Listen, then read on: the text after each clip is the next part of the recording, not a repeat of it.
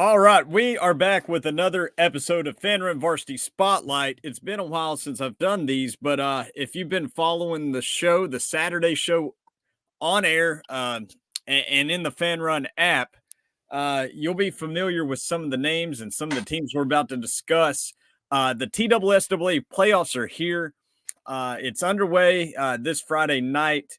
But there's one particular matchup that I want to talk about that I want to put on in the spotlight, and it involves two teams coming out of 5A, and we've got none other than Charley Collier, the voice of the Mo West Trojans, here to talk about it. And you haven't guessed it yet; it's Halls and Mo West. It's a matchup that I'm excited about. Charley and I have discussed it a little bit off air. We want to bring it to you guys, so. I'm gonna let Charley lead first. I know a little bit about Halls and a little less about Mo West, honestly. So, Chuck, let's get your thoughts on Mo West. And they're sitting at 5-5 on the year, but there's more to it than that. They're second in the region and an overtime away from being number one coming out of that region. Yeah, first of all, I think two teams in somewhat similar spots, right? I mean, Halls. They underwent a little bit of a rebuild themselves. They were a 3 or 4 win team just a couple of years ago, correct? So, they've kind of come up the last couple of years. And for Morristown West, they kind of had to undergo a pretty big rebuild themselves. They were coming out of 6A where things had gone very poorly. Some things that just kind of shifted in terms of who was going to their school versus who wasn't. They were fighting now with a new private school in town for some athletes too, and they've done a really good job rebuilding their program. Morristown West has the last 2 years hosting home playoff games for the first time since they went 10-3 and reached the quarterfinals back in 2016. So things have been good for Morristown West, and it's a senior Latin bunch. Last year, that defense, a plus 14 regular season turnover differential. From our records, we see that as the best in the state from what I was able to compile. This year, the differential hasn't been as good, but they've still created 16 turnovers. They rely on some really athletic seniors across the defensive line. They're secondary, opportunistic, athletic. And like you were saying, a 5-5 football team. So I think it's easy for some people in the area, some Knoxville people, whatever else, to just look and go, oh, Halls 8-2. They only lost to Powell and Knox West. Well, Morristown West, that's just some 5-5 team out from Morristown. They should go up there and get an easy win. And if that's your thought process, you got to think again. Because Morristown West, yes, they might be 5-5, but those 5 losses, a rain-shortened game, storm-shortened game against Elizabethton. That was a 2-possession loss where the Trojans fumbled twice inside their own 20 on kickoffs. That Elizabethton team obviously having a great year. Their second loss was at Greenville, one of the worst officiated games, quite frankly, I've ever seen.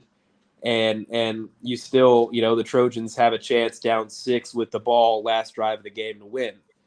The third loss comes to Jefferson County, a blocked PAT in overtime.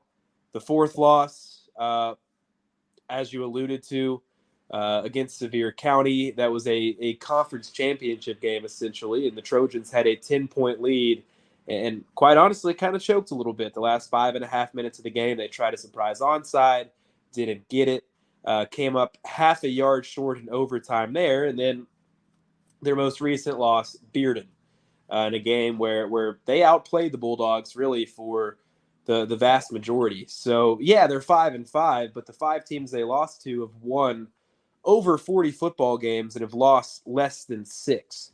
All 5 of those teams ranked top 10 in the state in their respective classifications. So if you're kind of looking past this West team, this Morristown West team, you got to look a little closer.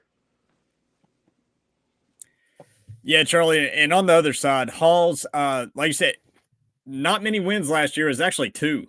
They went 2-8. They had wins against Cott County and Heritage, but you could tell there were seeds that were planted. In head coach Brent Hughes' first year, And particularly with the sophomore quarterback, Amari Lethgo. He's grown so much this year in his second year, and it's not even it's his first full year as a starter. Last year, he was inserted pretty late in the season as a starter, but you could see bits and pieces of a player that, if he stays the course, could totally take the helm and be the Hall's quarterback for the coming years. And he's risen above that. He is a very talented quarterback running that offense. And also they have pieces like Cameron Bates, their leading rusher. Drew Ross is their leading receiver. He's a tight end. He's a guy that plays two ways. He reminds me, he's like an old school Halls player, throwback from like the 90s, early 2000s, a glue guy. He averages 37 yards receiving per game, which isn't much, but when they target him, it's important. He makes the most out of his opportunities, and he does so on the defensive end as well. Cameron Bates, I think he's averaging well over 117 yards per game. So it's going to be a rushing attack. They're going to rely on the run game and pick their spots, as Lethgo can use his legs to. They like to use a lot of misdirection and motion within their offense. Lethgo is good at throwing on the run, so Mo West will have to respect that. Defensively, Halls has been solid. I mean, there's been some moments throughout the year, but look at that West game that they just played recently, 20-9 loss against West, but they hang tough with the Rebels. And they've had the propensity to play, to be the more physical team more times than not throughout their schedule this year. Really, the only one that was kind of a blemish was the Powell game, but Powell, in my eyes, played the best game of the season that week, and Halls, did they play their worst game of the season that week? I think there's more to be told. So yeah, I'm excited for it, man. And keep in mind, hey, we had the TSSAA semifinalists were announced today, and for Mr. Football, and part of the awards that they do is Kicker of the Year. Hall's kicker is in that mix. He's in the mix to be, a semifinalist and ultimately a finalist. Owen Taylor from Halls, and he's awesome, man. If this game comes down to a field goal, he's got the leg. Charley, how's Mo West in terms of special teams and particularly the kicking game? Yeah, it's funny you should mention that, because that is one of the biggest areas of focus for Morristown West head coach Alvin Sanders and the rest of that coaching staff. I just was talking to him a couple hours ago, and he said, hey, man, special teams, that's how you start every game. That's how you start every half. Some of the biggest plays come on special teams, and we know that we make that a point of emphasis. The Trojans have a kicker, Dylan Lopez Hernandez, who is a star soccer player. Last year, he was just messing around, kicking a football around after school, and they said, hey, wait a second, we need you to come be our kicker. So they worked with him throughout the year, but then this offseason, he's a big-time soccer player, and that became the first priority. So they didn't really think he was going to be able to be a part of the team. Well, fast forward to week 3, they'd had some kicking problems, and they said, you know what? Hey, we'll work around soccer. We'll find a way for you to be a part of this team. And back on the team was a big weapon this year. They feel like on a turf field, which is what this game will be played on at Burke Tody Stadium, on a turf field on a clear night, he can hit from 45 to 50-ish yards. They feel like that's kind of the edge of his range. So the Trojans feel pretty good in the kick game too. Now, punting-wise, they don't have a true punter. They have a converted receiver who punts. He's averaged about 35 yards a punt this year, Gavin Mitchell. But where the Trojans are really dangerous is in the return game. Zaylen Frias, just a really small, shifty, but lightning quick player. He has returned kicks and punts for touchdowns in his career and this season. And they've found some opportunistic plays just in general on special teams. They've blocked multiple PATs this year. They've blocked multiple punts this year. They've blocked multiple field goals this year. Just last week, the Trojans saw something on film against Cott County. They put on a specific punt block, and they blocked the punt for a touchdown. So if special teams is a focus for Halls as well, then we should have a pretty fun special teams game. Man, it sounds like that the team that doesn't allow that big splash play, right, or the one less explosive is probably going to win this game. The team that takes care of the ball, and it could come down to special teams. I can't wait to find out what happens. I know you'll be there. You'll be calling the game, folks. Tune in to Charley. Where can they find you calling the game? Yeah, so broadcast, streamable, wherever you may be. It's not just in Morristown. If you want to hear a familiar Fanrun voice calling the game, I'm over on Country Legends. You can find it on TuneIn. It is WMTN Country Legends 93.3. I don't really know a whole lot else about the station other than when I tune in before the pregame show. They typically play some like George Jones, so that's always cool. But yeah, Country Legends, I'll have the call.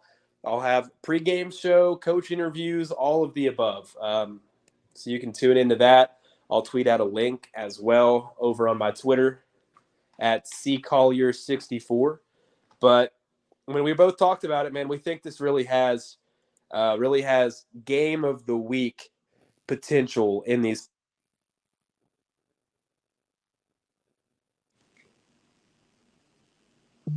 You there, Chuck?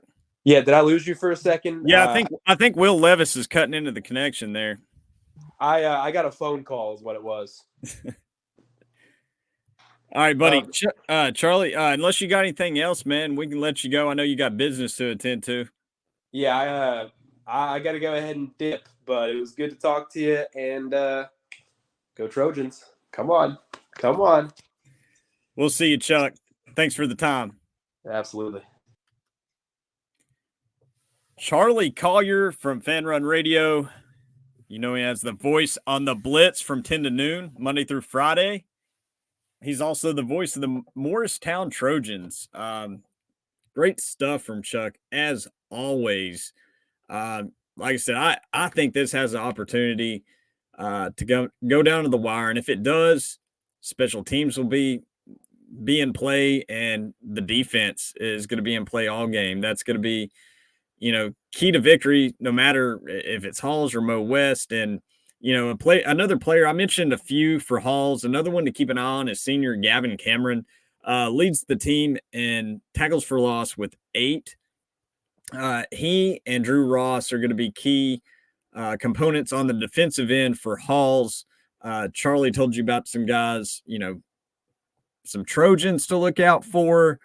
But yeah, the kicking game, I got to give the kicking edge to Owen Taylor, the Mr. Football, or the kicker of the year semifinalist, 8-9 on the year. His long is 49. He's basically on a kickoff. It's a 50-50 proposition for a touchback. I think it's like 24 out of 50 attempts have been touchbacks. He averages over 40 yards a punt. I've seen him in person.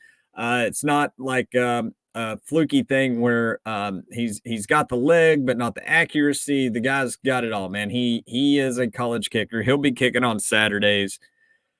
But for now, all the talk is about this Friday.